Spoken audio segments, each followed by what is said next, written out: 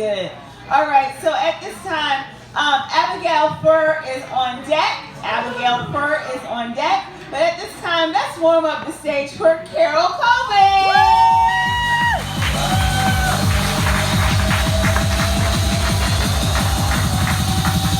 That's how we do it.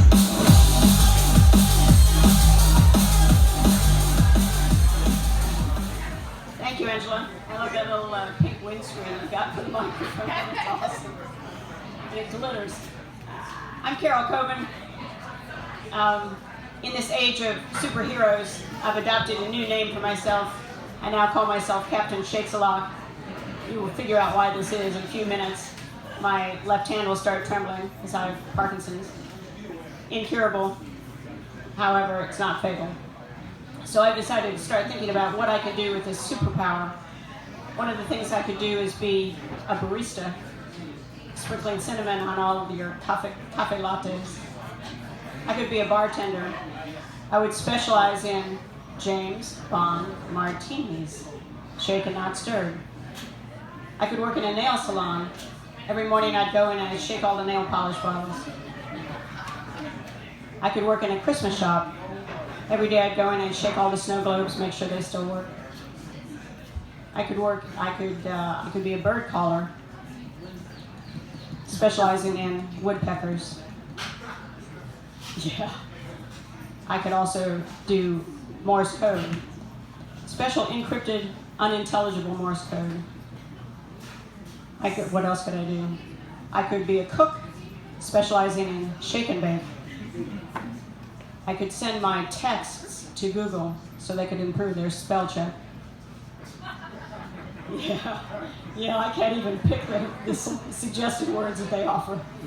I may have to go to voice. What else could I do? I could work at a morgue. Every morning I'd go in and I'd shake all the bodies, make sure they're still dead. Tonight I'd like to talk about predicting the future. There are 3 cases in which I thought I could predict the future, but I was wrong. First case was diapers. Second case was high chairs.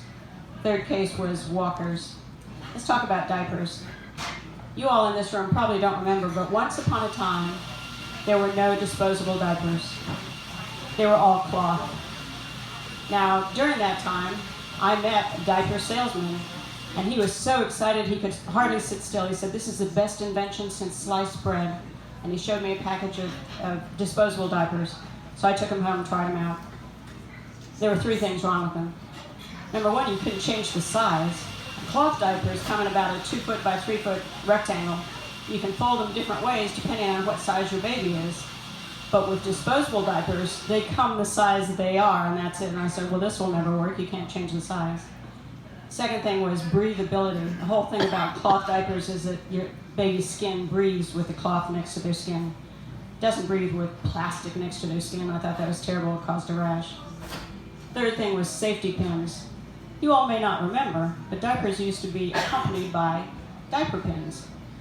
And when they first came out with disposable diapers, that's all they had to close them was diaper pins in the paper diapers. So of course they tore. So I thought, well, these will never go.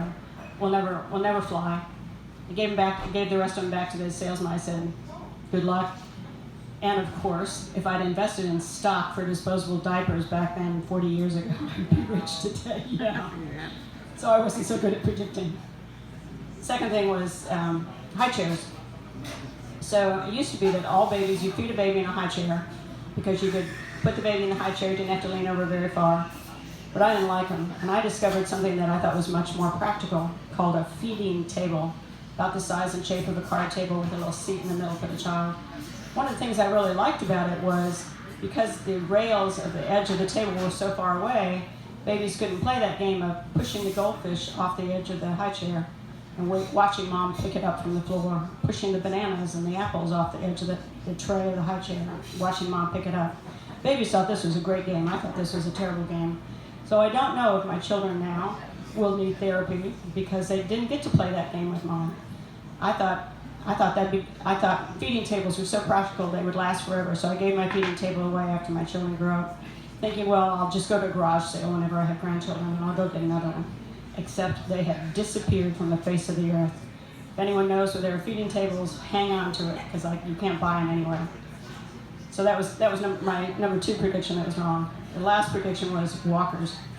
So I did save my children's walker for the possible day when I might have grandchildren, and sure enough, I had grandchildren 12 years ago. And I was telling my son that I had saved his walker, and he said, "Oh, you mean the death trap?" No, I don't mean the death trap. I did some research, sure enough. Now, walkers have been around since Egyptian times. That's how long it took us to figure out that you cannot get to a walker fast enough to stop a baby from falling off the edge of a porch or down the stairs. However, we've been studying them since my children were little and found out that this was true, so they don't use walkers anymore. So that walker went straight to the dump. It didn't even go to a garage sale. It went straight to the dump. So much for my being able to predict the future. Can you predict the future? I'm Carol Coven. You can find me on Facebook. You can find me on YouTube under Carol, C-A-R-O-L, Coven, C-O-V as in Victory, I-N. I've also written a book, Who Gets to Name Grandma? It's available on Amazon and around the corner at Prospero's. Thank you very much.